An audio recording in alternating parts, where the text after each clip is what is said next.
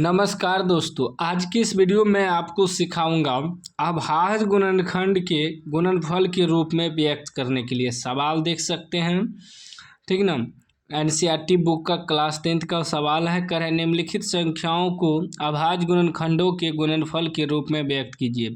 140 है, 156 है, 3825 है, 5005 है, 7429 है। सभी सवालों को इस वीडियो में आपको सॉल्व करके सिखाऊंगा, ठीक ना।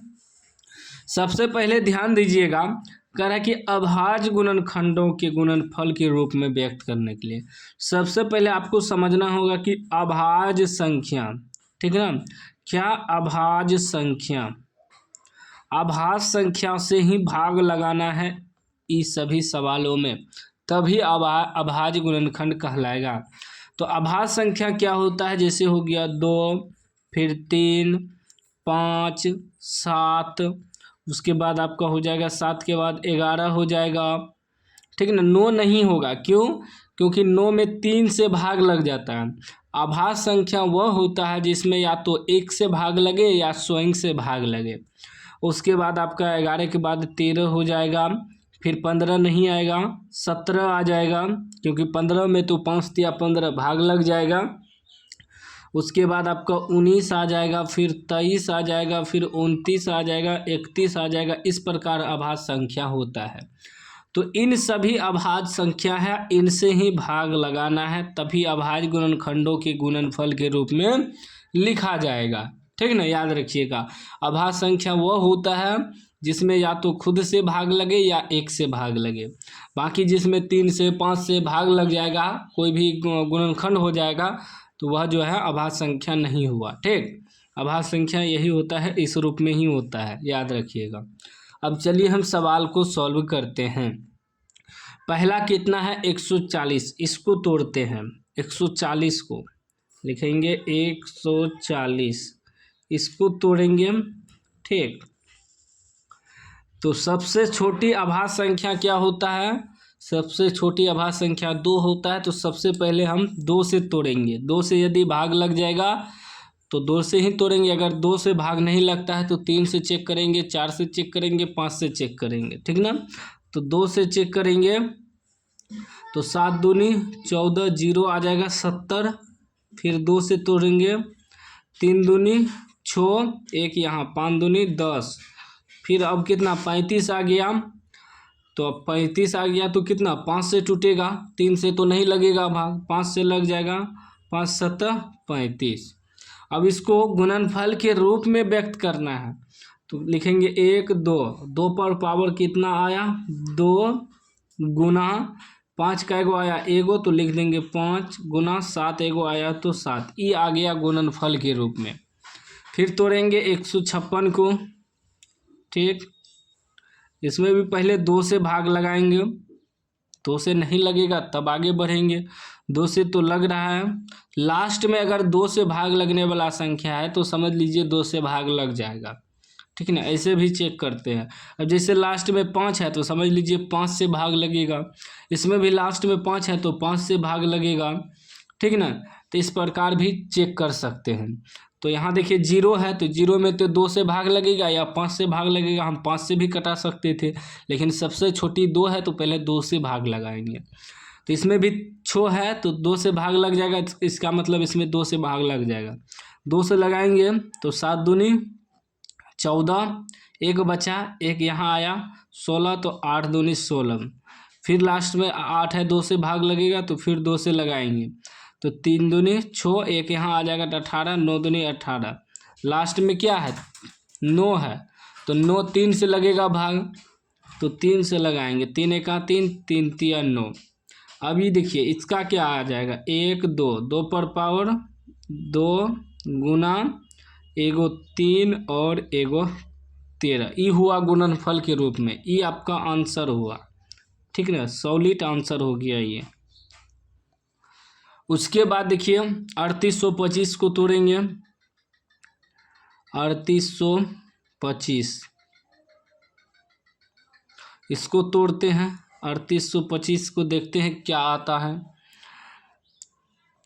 5 है तो लास्ट में 5 से टूटेगा, 2 से तो भाग लगेगा नहीं, 5 से लगाएंगे 5 से लगाते हैं हम। 5 से लगाएंगे तो 7 पचे 35, बचेगा 3, 38 है ना। 3 यहाँ दे देंगे तो कितना हो जाएगा 32 हो जाएगा। 6 पंचे 30, 2 बचा 2 यहाँ देंगे तो 25 हो जाएगा। 5 25, फिर लास्ट में 5 है तो 5 से ही भाग लगेगा। 5 से लगाएंगे तो 5 एक 5, 2 बचा 2 यहाँ देंगे तो 26 हो जाएगा। 5 25, फिर 1 बचा 1 यहाँ देंगे तो 15 आ जाएगा। तो 5 तिया 15 कट गया।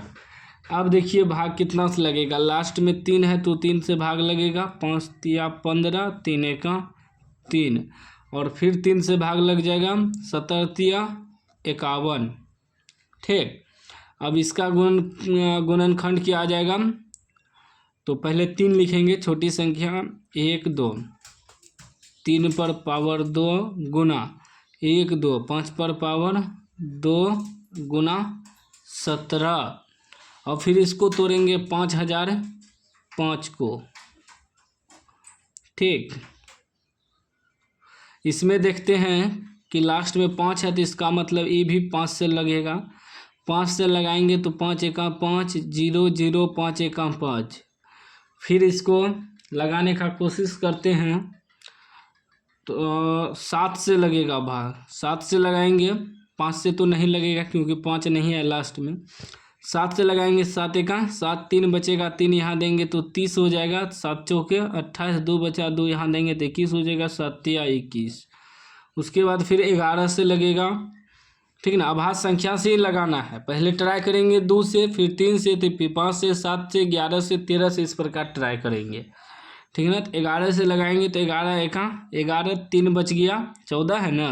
तो 11 एक 11 लग गया, 3 बच गया, 3 यहाँ डालेंगे 33 हो जाएगा। 11 33, इसका आ गया 5 गुना 7 गुना 11 गुना 13, इस रूप में आ गया। ठीक ना। अब लगाएंगे 7429 को। 7429 इसमें भाग लगाएंगे, देखते हैं क्या आता है। इसमें लगाते हैं तो 17 से लगेगा भाग सब, क्योंकि इधर ट्राई कर लीजिएगा तो 13 तक नहीं लगता है भाग, 17 से लगेगा। 17 से लगाएंगे तो 17 चौके 68, 17 चौके 68, 6 बचेगा 74 है ना। 6 यहाँ देंगे तो 62 हो जाएगा। 17 51, फिर बच जाएगा 11 यहाँ देंगे तो 119 हो जाएगा। 17 7 19 से। ठीक, उसके बाद फिर लगाएंगे 19 से। 19 दूना 38, 19 दूना 38, 5 यहाँ 57 हो जाएगा। 19 तिया 57। ठीक ना। तो कितना आ गया, ये आप आ गया 17 गुना 19 गुना 23, इस रूप में आ गया। तो यही हुआ गुणनफल का रूप। ये जो लिखे ये सारा आपका आंसर हुआ। ठीक ना, आंसर, ये भी आंसर, ये भी आंसर। तो सभी सवालों के हमने बता दिया कि अभाज्य गुणनखंडों के गुणनफल के रूप में कैसे लिखना है। उम्मीद है समझ गए होंगे। और गुणनखंड तोड़ने का ट्रिक भी हम बता दिए कि अभाज्य की संख्या से कैसे तोड़ना है। यदि 0 रहे तो समझ लीजिए या तो 5 से भाग लगेगा या 2 से। यदि कोई सम संख्या रहे तो उसमें ऑटोमेटिक है 2 से भाग लगेगा ही। उसके बाद लास्ट में 5 रहे 5 से भाग लगेगा। और कुछ ऐसा संख्या होता है जिसमें पता नहीं चलता है। ठीक ना, जैसे यहाँ 9 है तो 3 से भाग नहीं लगेगा, कुछ संख्या में लगता है। तो लेकिन आपको ट्राई कर लेना है, एक बार चेक कर लेना है रफ में लगता है या नहीं। तो उम्मीद है कि समझ गए होंगे। समझ गए हैं तो लाइक कर दीजिए, चैनल को सब्सक्राइब कर दीजिए और घंटी को दबा के ऑल कर दीजिए।